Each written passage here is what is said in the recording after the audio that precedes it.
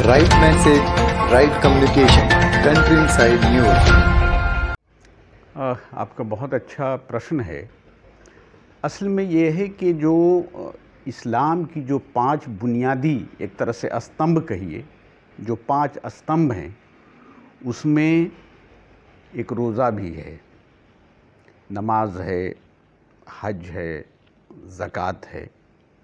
लेकिन रोज़ा के हवाले से जो बात कही जाती है वो ये है कि रोज़ा का जो संबंध है वो डायरेक्ट खुदा से होता है। इसीलिए कहा गया है कि खुदा ने ये कहा है कि साहब सब चीज़ का बदला दे देते हैं, लेकिन रोज़ादारों का जो अजर होगा, जो बदला होगा, जो सवाब होगा, वो खुदा उसको देगा।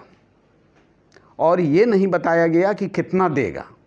इसके पीछे दरअसल जो लॉजिक है, जो मंतिक है, या जो उद्देश्य जिसको आप कह लें, रोज़ा जब फ़र्ज़ करार दिया गया तो उसके साथ साथ कुछ शर्तें भी लगाई गईं।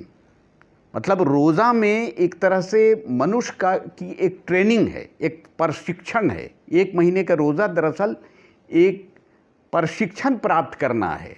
जिस तरह से आप बहुत सारे कोर्स करते हैं, ओरिएंटेशन कोर्स करते हैं, रिफ्रेशर कोर्स करते हैं, तो दरअसल रोज़ा भी एक तरह से ओरिएंटेशन कोर्स है। यानी मनुष्य को, इंसान को किस तरह से जीवन बिताना है। अब रोज़े में ये कहा गया कि रोज़ा सिर्फ ये नहीं है कि भूख और प्यास का नाम है, यानी सुबह सादिक से लेकर शाम तक के भूखे प्यासे रहने का नाम है। नहीं, कहा गया कि रोज़ा आँख का रोज़ा होगा, कान का रोज़ा होगा, ज़बान के आपका रोज़ा होगा, दिल का रोज़ा होगा। ये सब पूरा का पूरा वो रोज़े में आएगा। यानी आपको अपनी ज़बान से कोई ऐसी बात नहीं कहनी है रोज़े की हालत में जो दूसरे का दिल दुख जाए, जो दूसरे का दिल टूट जाए। आपको ऐसा सोचना नहीं है, अपने मन में इस तरह की भावना पैदा नहीं करना है जिससे मानवता को नुकसान पहुंच रही हो। इसका रोज़ा हुआ। कोई गलत बात आप कान से मत सुनिए। यानी ये नहीं सुनना है कि कोई गीबत बतिया रहा है, किसी के बारे में दुर्व्यवहार की बातें कर रहा है, दूसरे की बुराई कर रहा है, आप बैठ के सुनते रहें। रोज़े में कहा गया कि ये आपको नहीं करना है। ऐसी चीज़ आपको नहीं देखना है जिससे ईश्वर ने, खुदा ने जिसको मना किया है, वो नहीं देखना है। इस भूख और प्यास में हमारी ट्रेनिंग करता है हमें यह भी बताता है कि किस तरह से गरीब जो सुबह से शाम तक मजदूरी करता है, भूखे रहता है, आपको एहसास होना चाहिए कि इस भूख में आपका दिल कैसा तड़पता है, कैसा करता है। तो दूसरे के लिए, यानी मानवता के प्रति एक तरह से मनुष्य के लिए आपके दिल में जो प्रेम उभरना चाहिए, मनुष्य की परेशानियों के बारे में आपके अंदर जो ख्याल पैदा होना चाहिए, ये रोज़ा ट्रेनिंग दे रहा है। अब आप देखिए कि इसी महीने में, रोज़ा में ये कहा गया कि अगर एक पुण्य का काम करते हैं तो 10 से लेकर 70 गुने तक उसका आपको बदला मिलता है, सवाब मिलता है। यानी अगर 5 रुपया या 10 रुपये आप गरीब को उठा करके देते हैं तो 70 रुपये के बराबर कहा गया कि आपको उसका अजर मिलेगा, उसका फ़ायदा मिलेगा, उसका सवाब, आपको बदला मिलेगा। तो ये भी रमज़ान में कि जितना कुछ हो सके आप गरीबों को, मजलूमों को, परेशान हाल लोगों की आप ज़्यादा से ज़्यादा, अधिक से अधिक मदद कीजिए। और इसमें यह नहीं बताया गया कि कोई डिस्क्रिमिनेशन नहीं किया गया। समाज में, पड़ोस में रहने वाले भूखे लोग अगर हैं, नंगे लोग हैं, उनको तन दीजिए, उनको कपड़ा दीजिए। सदका और फितरा की और ज़कात की रकमों को ज़्यादा से ज़्यादा, मतलब ये फ़र्ज़ करार दिया गया कि नमाज से पहले ये सारी चीज़ों को अदा आप कीजिए। आपकी आमदनी का 2.5% आपको गरीबों में बांटना है। आपके बैंक में अगर 10 लाख रुपया जमा है और आपका साल बीत गया तो 2.5 के हिसाब से आप जोड़ लीजिए कि 25,000 रुपया आपको निकालना है। और अगर आप नहीं निकालते हैं तो आप गुनहगार करा दिए जाएंगे, खुदा के यहाँ पकड़े जाएंगे। और वो 25,000 रुपये जो होंगे वो किसको आप देंगे? वो गरीबों को देंगे, यतीमों को देंगे।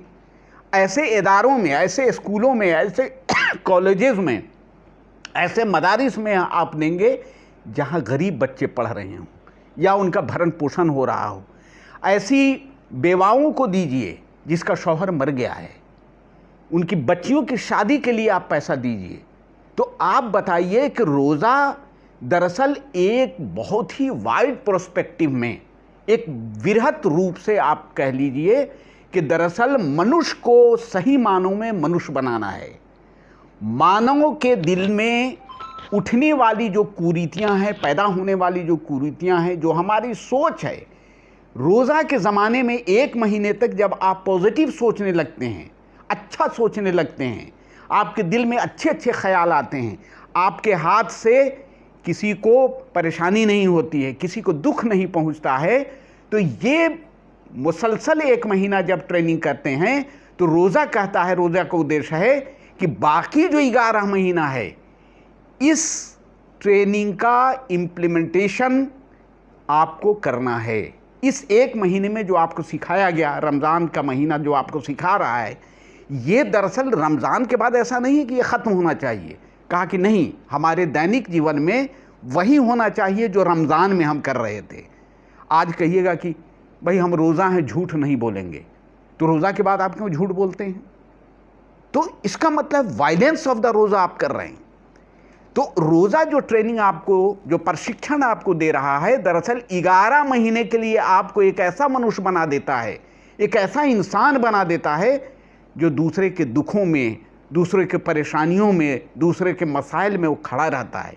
एक ऐसे व्यक्ति का निर्माण करना चाहता है रोज़ा जो समाज में अमन फैलाए, जो शांति फैलाए, जो लोगों के दुखों को दूर करे, जो सबको अपना समझे, पूरे ह्यूमैनिटी को, पूरे मानवता को अपना समझे, और मानवीय जो मूल्य हैं, ख़ास तौर से जो ह्यूमन ये रिसोर्सेज हैं, जो ह्यूमन वैल्यूज़ हैं, उसका भी रक्षा करता है।